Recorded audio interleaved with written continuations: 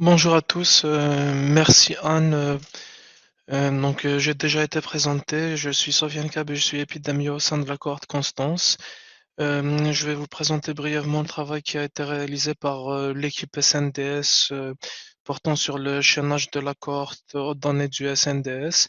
Et nous sommes disponibles avec Marie Zins et Julie Gourmelin pour répondre à vos questions si jamais il y en a.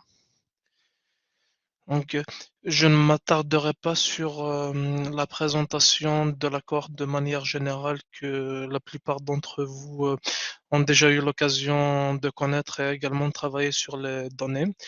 Brièvement, au niveau de la cohorte, il y a énormément de données qui sont recueillies directement au niveau des participants. Donc, ces derniers bénéficient d'un examen de santé au niveau des centres d'examen de santé de l'assurance maladie à l'inclusion, mais également ils répondent à un grand nombre de questionnaires via des questionnaires. Le suivi ça est assuré de manière annuelle via des questionnaires papier ou Internet. Et les participants sont invités à faire un deuxième bilan de santé toutes les 3 à 4 ans. Et par ailleurs, il y a une biobanque qui est en train de s'installer progressivement pour un sous-échantillon de la cohorte. À côté des données recueillies de manière active au niveau des participants, la cohorte bénéficie d'un chaînage à deux grandes bases de données nationales qui sont les données de la CNAV de l'assurance retraite et les données du SNDS sur lequel va porter cette présentation. En parallèle, des données administratives et médico-administratives qui sont recueillies pour les volontaires. Ces données donc, du SNDS et de la CNAF sont recueillies pour une cohorte de référence du double, donc de 400 000 individus. Ces 400 000 individus sont des personnes n'ayant pas souhaité participer à l'enquête Constance et non opposées au suivi passif de leurs données via le SNDS et la CNAV. Cette cohorte est importante car notamment elle nous permet par exemple de comparer les parcours de soins des volontaires à ceux de cette cohorte, mais également le calcul des scores de pondération qui permettent de redresser les prévalences, par exemple. Brièvement, actuellement, la quasi-totalité des inclusions ont eu lieu entre 2012 et 2019. Pour rappel, les participants étaient âgés de 18 à 69 ans à l'inclusion. Il y a quasiment autant d'hommes que de femmes, 5% de femmes. Et dans ce type d'enquête, il est classiquement difficile de motiver les participants les plus jeunes et ceux ayant un niveau d'éducation le plus bas. Néanmoins, comme vous pouvez le voir sur le graphique en bas à gauche, 13% de la cohorte était âgée de moins de 30 ans à l'inclusion, ce qui représente un sous-échantillon d'environ 30 000 individus sur lequel nous disposons de l'ensemble des données. Et quant au niveau d'éducation, on a environ un quart des participants qui ont moins du bac. Avoir les données du SNDS nous permet de pouvoir retracer de manière précise et individuelle le parcours de soins détaillé des individus et également le chaînage de cette base de données aux données recueillies en routine par la cohorte permet d'enrichir les données du SNDS par un grand nombre de variables qui ne sont pas disponibles de base au niveau du portail, comme par exemple le tabagisme, l'indice de masse corporelle, les revenus, et au final, les centaines de variables recueillies par la cohorte. Et pour rappel, à l'inclusion, et chaque 3 à 5 ans, il y a certains examens biologiques qui sont faits, comme par exemple les glycémies. En chiffres, premièrement, l'appariement Constance SNDS se fait via le NIR, donc c'est un appariement direct. NIR que nous n'avons pas en base, donc nous passons par le tiers de confiance. La procédure c'est la même procédure que Karim avait présentée via la CNAV et la CNAM. Et si besoin, Julie pourra détailler cette partie. Actuellement, nous disposons pour 172 000 volontaires de l'ensemble des données entre 2007 et 2020. Nous enrichissons les données du SNDS une fois par an. La CNAM nous envoie cette livraison. Donc, en fin d'année 2022, nous recevrons les données de 2021. Et nous espérons également récupérer 10 à 20 000, les données SNDS de 10 à 20 000 volontaires de plus, ce qui portera le chaînage final à environ 88 à 90% de la cohorte. En termes d'amplitude, on reçoit l'ensemble du SNDS qui fait près de 4000 variables, plusieurs centaines, plus de 1400 tables actuellement. Nous devons prendre en compte dans notre travail quotidien trois principaux challenges. La première des choses est de vérifier au final la qualité des données reçues via la DMEX de la CNAM. Et dans cet objectif, il y a une application de recettage qui a été développée en interne. La deuxième chose, il faut prendre en compte toutes les évolutions de codage et les évolutions réglementaires des données.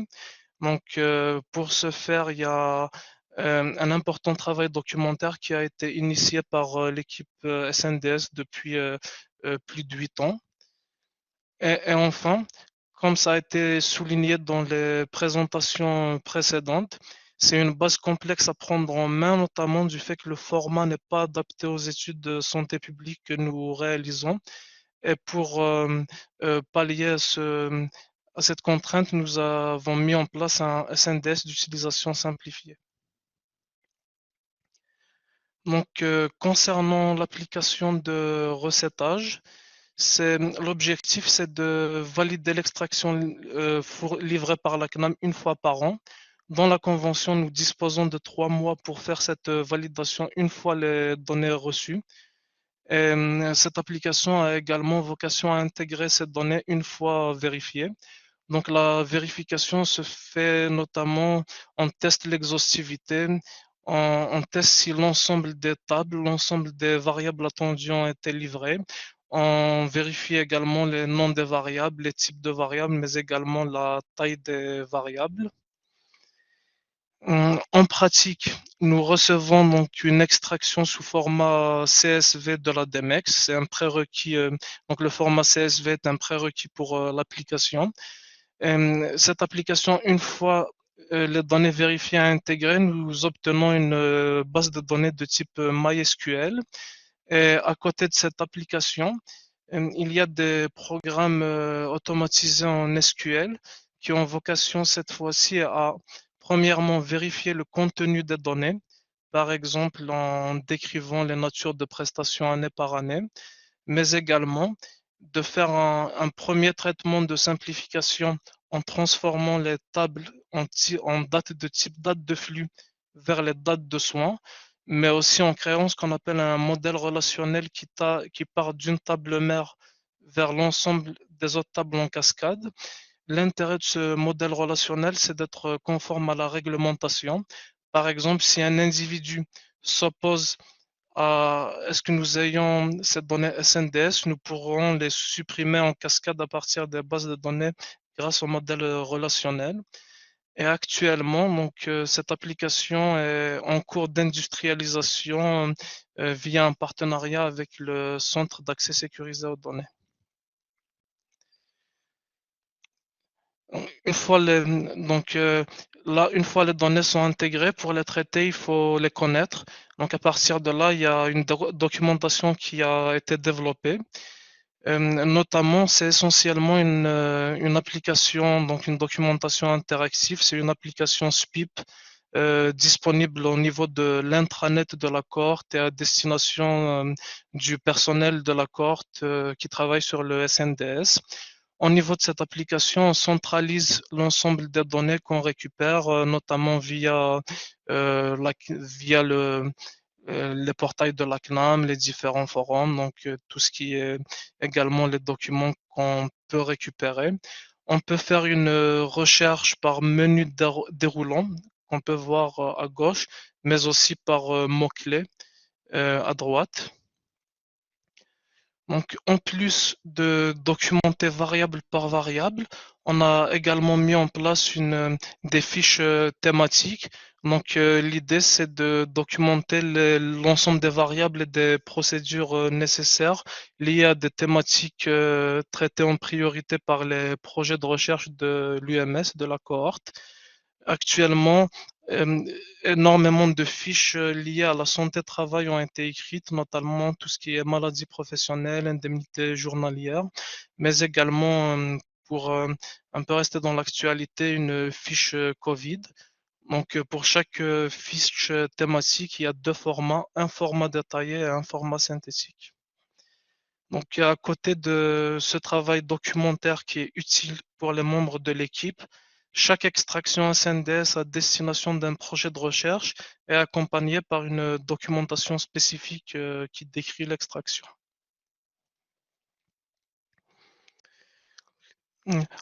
Au final, la troisième partie de la présentation qui porte sur le SNDS d'utilisation simplifiée découle un peu de cette expertise, donc de cet effort documentaire qui a été fait sur plusieurs années. Donc l'objectif étant d'avoir un format de base de données plus adapté aux études d'épidémiologie. Et il faut souligner que l'idée n'est pas d'appauvrir ou d'agréger l'information, donc nous souhaitons récupérer l'information la plus exhaustive possible à un niveau individuel. En termes d'amplitude, actuellement, on peut dire que cette SNDS d'utilisation simplifiée est aboutie ou quasi aboutie. Donc, nous avons des tables thématiques pour l'ensemble des thématiques traitées au niveau de la cohorte, notamment les consultations, les actes de biologie, les ALD, les médicaments, le PMSI, les dispositifs médicaux, les actes et consultations externes. Trois tables relatifs aux moyens séjours, donc soins de suite et de réadaptation. Le PMSI et le transport sont actuellement en cours de contrôle. Juste un exemple illustratif du SNDS d'utilisation simplifiée. Par exemple, si un projet de recherche souhaite utiliser les données du PMSI court séjour ou MCO, ce dernier devra utiliser au moins 4 tables et suivre toutes les bonnes pratiques pour faire les jointures, mais aussi le nettoyage et les contrôles qualité nécessaires. Donc, ce travail a été fait en amont au niveau de l'équipe. Et finalement, pour le court séjour, on a pu obtenir une table résumée. Donc, tout à fait à gauche, on a l'identifiant de l'individu. On calcule pour chaque année le nombre de séjours, l'identifiant du séjour, et on renseigne les modes d'entrée et de sortie, les dates de début et de fin du séjour, le nombre de jours, mais aussi la nature du diagnostic. Est-ce que c'est un diagnostic principal, relié ou associé? Est-ce que c'est un diagnostic d'unité médicale ou bien de résumé de sortie de séjour et le code SIM10? Je ne l'ai pas présenté dans cet exemple, mais les données de coût sont également intégrées à toutes les tables simplifiées. Donc, pour finir sur un deuxième exemple lié au coût, par exemple, si on s'intéresse à la dépense moyenne des médicaments en 2017, la première chose qu'on peut noter sur ce tableau, c'est que 9 volontaires sur 10 des 172 000 pour lesquels on a les données SNDS ont eu au moins un passage remboursé en pharmacie pour cette année. Comme on peut s'y attendre, la dépense moyenne est plus importante, augmente graduellement avec l'âge. Donc celle-ci est en moyenne d'un peu plus de 400 euros pour les 60 ans et plus et un peu moins de 200 euros pour les 18-39 ans. Mais également, cette dernière augmente avec l'augmentation de l'indice de masse corporelle ou en fonction du statut tabagique, et ce pour toutes les classes d'âge. Et cet exemple souligne l'intérêt d'avoir un enrichissement des données SNDS par plusieurs variables collectées au niveau de la cohorte. Donc, une application également qui est faite de ce SNDS d'utilisation simplifiée est le fait de nous permettre de pouvoir implémenter des procédures automatiques pour définir des algorithmes. et ainsi enrichir les données de la cohorte. Donc actuellement, on a implémenté plus d'une trentaine d'algorithmes sur plusieurs champs, notamment la cardio, les cancers, les maladies inflammatoires. On s'est notamment beaucoup appuyé sur les définitions de la cartographie de la CNAM pour ce faire. Et ce qu'il faut noter par rapport aux algorithmes, c'est que la majorité des algorithmes disponibles pour identifier des pathologies avec les données SNDS ne sont pas validés. Donc, un apport possible de la cohorte constante, c'est de permettre la validation de ces algorithmes. Pour valider un algorithme, on peut soit revenir directement au dossier médical ou bien utiliser des données recueillies en routine par la cohorte comme gold standard. Un exemple pour le retour au dossier médical, c'est la plateforme de validation de diagnostic qui a été mise en place au sein de la cohorte depuis déjà quelques années. Cette dernière a vocation à donc, valider les cas de certaines pathologies, notamment les cancers, les cardiopathies et les AVC, par retour au dossier médical et adjudication par un comité d'experts indépendants. Donc actuellement, on est en stade de réflexion avancée pour étendre cette plateforme de validation, notamment la mettre à disposition des équipes de recherche académique qui souhaitent valider leur propre algorithme et qui ont du coup un financement pour. Hum, Donc un deuxième exemple, c'est le partenariat avec Santé publique France qui a permis pour la première fois de publier un article portant sur la validation d'un algorithme pour détecter le diabète pharmacologiquement traité et un deuxième papier pour décrivant des méthodes d'intelligence artificielle pour le typage du diabète de type 1 et 2. Donc, pour ce travail, le gold standard cette fois n'était pas le dossier médical, mais les résultats de la glycémie et des données recueillies au niveau du questionnaire Constance. Donc, et enfin, pour finir cette présentation, euh, on parlera un peu de la mise à disposition des données SNDS pour les équipes externes. Donc, aussi bien pour l'équipe que pour les équipes externes. Donc, les données SNDS sont hébergées au niveau du CASD, du centre d'accès sécurisé à distance. Pour rappel, c'est un GIP à but non lucratif. Ce service passe par des bulles sécurisées, donc une bulle sécurisée par un projet. Ces bulles sont hébergées en France. Donc, avec un haut niveau de sécurité, on y accède via un boîtier à distance. Donc, ces bulles peuvent être paramétrées en fonction des besoins, donc de la puissance, par exemple, en choisissant la RAM adéquate ou bien, par exemple, en mettant des GPU pour les projets nécessitant de l'intelligence artificielle, mais également l'ensemble des logiciels souhaités sont disponibles, notamment SAS, R, Python et toutes sortes de logiciels nécessaires peut être installé par l'équipe. Donc le SNDS est certifié, actuellement gère un peu plus de 500 projets de recherche, dont 80 en santé. Nous, notre organisation au sein de l'équipe est par rapport au CSD. Donc, nous avons 5 bulles distinctes. La première bulle, ici, est représentée par le petit carré bleu en haut. C'est la bulle recette qui héberge l'application de recettage, donc qui permet de contrôler les données reçues par la CNAM est mise à disposition par les équipes du CSD, aussi de les intégrer, de mettre en place le modèle relationnel. Nous avons 4 autres bulles en fonction de nos besoins. Par exemple, une bulle pour calculer les scores de pondération et une autre bulle, c'est la bulle data management en haut à droite du carré vert.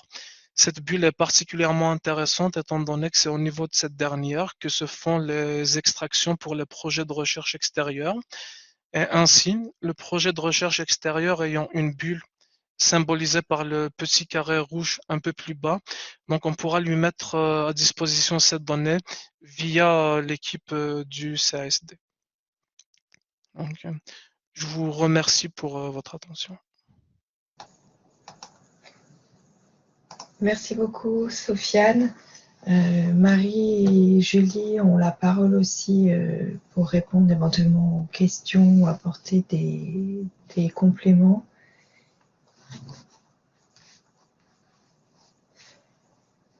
Dans les actuellement sur la, enfin, je commence par une question en attendant s'il y a d'autres questions dans le chat. Vous avez beaucoup de projets extérieurs qui demandent à exploiter les données du SNDS. Actuellement, on a environ 25 projets, 25 ou 30, donc Julie et Marie pourront compléter ou corriger. Mais sachant que de plus en plus, les nouveaux projets déposés demandent du SNDS, donc ça va vraiment en augmentant. Et de façon pratique, l'utilisation, le recours au CASD induit un coût à prévoir dans les projets. Tout à fait. Et ce coût est dépendant bien sûr de la puissance souhaitée. Ok. Alors, je vois Et pas peut-être, d'autres. Marie, peut-être Oui. que je vais rajouter, c'est que les tables simplifiées peuvent être mises à disposition des chercheurs quand ils veulent avoir accès eux-mêmes à un SNIRAM simplifié pour faire eux-mêmes leurs extractions aussi. Donc, à la fois, Ok. l'équipe peut mettre à disposition directement les variables demandées par les équipes, par exemple des consultations, ALD, etc. Mais parfois, s'ils veulent eux-mêmes voilà, avoir accès à un fichier un peu plus important, il peut avoir accès, par exemple, aux tables PMSI ou je sais pas quoi pour faire lui-même, voilà, regarder en fonction de la distribution, etc., pour faire ses propres extractions. Mais tout ça, bien évidemment, pour avoir accès à tout ça au CSD, naturellement, il faut une MR004, etc., etc. Mais c'est possible. Actuellement, on a déjà livré cette table pour 5 ou 6 projets. Et ce qui permet aux chercheurs d'avoir accès à ces données sans, voilà, vous avez compris que ce sont des fichiers normaux, quoi, qui sont plus, c'est plus le SNDS brut tel qu'il a été présenté ce matin avec ses grandes difficultés de jointure, etc. Là, vous avez les données pour chaque individu de la cohorte. Vous avez toutes les données dont vous avez besoin du SNDS. Avec comme l'a dit Sofiane, une documentation expliquant comment ces données ont été extraites et aussi souvent avec les limites ou les biais potentiels sur ces données. Ok. Et en termes d'animation, puisque votre équipe a une grande expertise de l'utilisation des données SNDS, est-ce que vous avez une animation au sein de votre équipe ou est-ce qu'il faudrait qu'on envisage éventuellement de mettre en place une animation pour partager plus amplement les expériences? Alors, dans Constance, effectivement, il y a bon, il y a actuellement plus de 110 projets, donc on a regroupé les chercheurs par ce qu'on appelle des clubs d'utilisateurs, parce que c'est comme ça qu'on les appelle dans les infrastructures. Et donc, on fait une espèce d'animation dans chaque club. Il n'y a pas vraiment, alors Sofiane, peut-être tu vas me contredire, mais il n'y a pas vraiment d'animation scientifique autour de ce qui est fait. Non, pour le SNDS, il n'y a pas vraiment de club dédié. Enfin, ou de groupe de travail dédié.